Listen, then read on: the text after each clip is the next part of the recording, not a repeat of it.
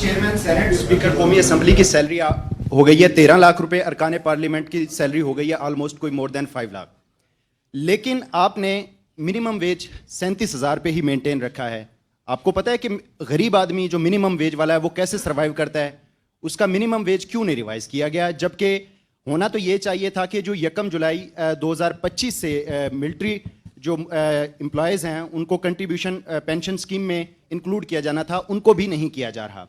جہاں پہ سر میئرز لیے جانے تھے وہ آپ نے نہیں لیے, لیکن جو میئرز لیے جانے تھے وہ نہیں لیے, جو نہیں لیے جانے تھے وہ لے لیے ہیں. سیکنڈ, مجھے یہ بتا دیجئے آپ کا جو ٹارگٹ ہے 14,131 ارب روپے کا, انٹرنل اسیسمنٹ یہ ہے کہ کرنٹ فسکل ایئر میں آپ 11,800 11,900 تک پہنچ رہے ہیں. اٹس مین کہ آپ کو نیکسٹ فسکل ایئر میں 2.2 ٹریلین تک کا ایکسٹرنل ایڈیشنل جو ہے نا وہ ریونیو کلیکٹ کرنا ہے.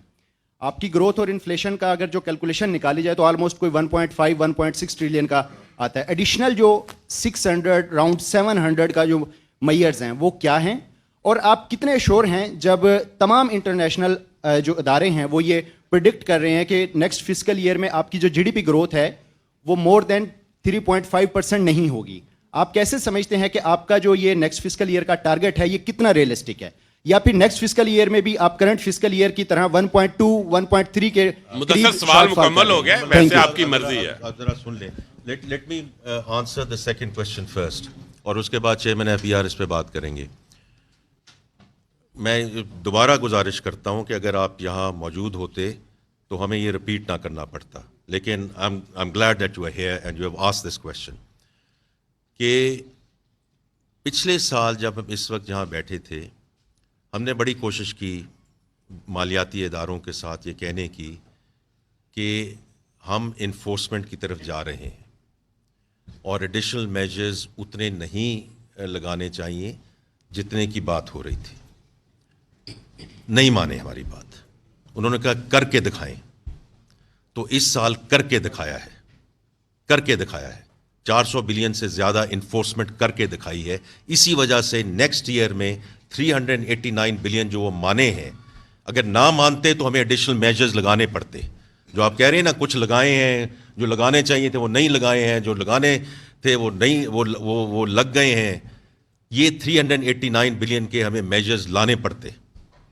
وہ اس وجہ سے ہے کہ we now have the credibility and trust internally and externally that we can do the enforcement.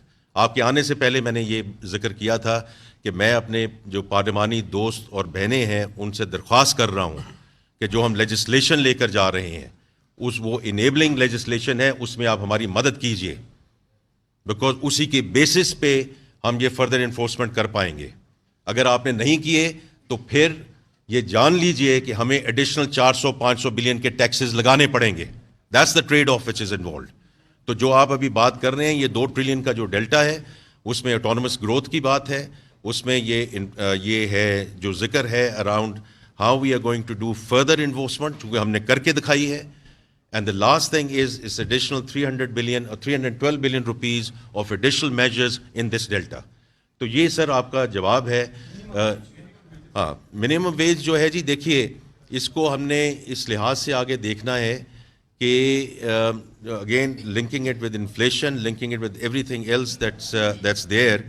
تو ہمیں آلریڈی جو ہمارے انڈسٹری ہے ان کا ایک بہت بڑا ایک سوال ہے کہ فارمل ورسز انفارمل سیکٹر.